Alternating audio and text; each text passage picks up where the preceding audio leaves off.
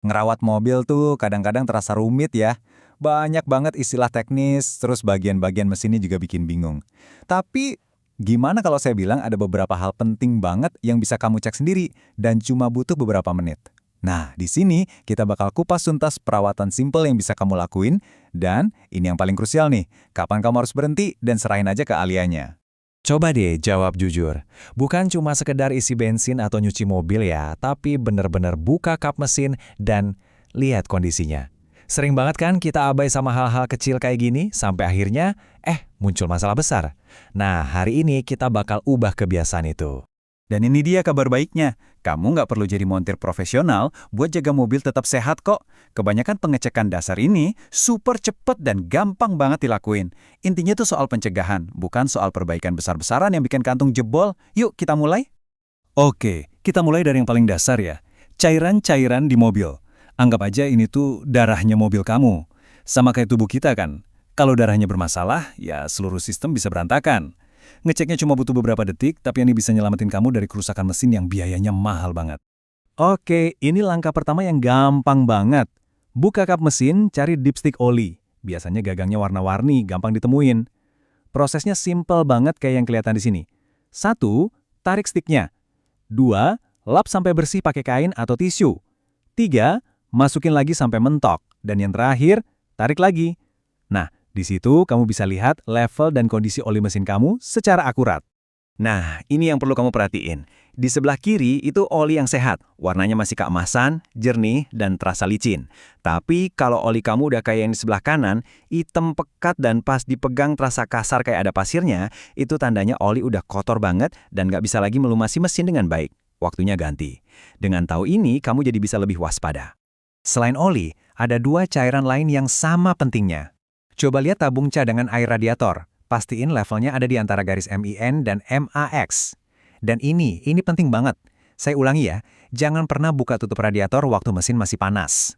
Uap bertekanan tinggi di dalamnya itu bisa nyembur dan bikin luka bakar serius. Terakhir, cairan wiper. Ini sepele, tapi penting banget buat keselamatan. Biar pandangan selalu jelas. Oke, dari ruang mesin, sekarang kita beralih ke bagian yang bikin mobil kamu nempel di aspal, ban, dan kebersihan dasar lainnya.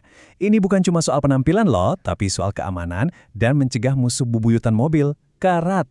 Ini dia, 4 kebiasaan kecil yang dampaknya gede banget. Pertama, cek tekanan ban seminggu sekali. Ini nggak cuma bikin irit bensin, tapi juga mencegah ban jadi aus sebelah yang bahaya.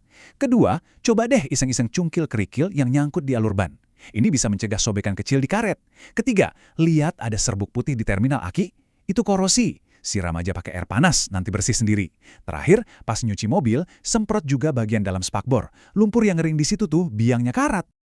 Selanjutnya, kita bahas 2 hal yang sering banget dilupain. Gimana caranya mobil bernapas dengan lega, dan gimana caranya biar engsel-engselnya gerak dengan lancar.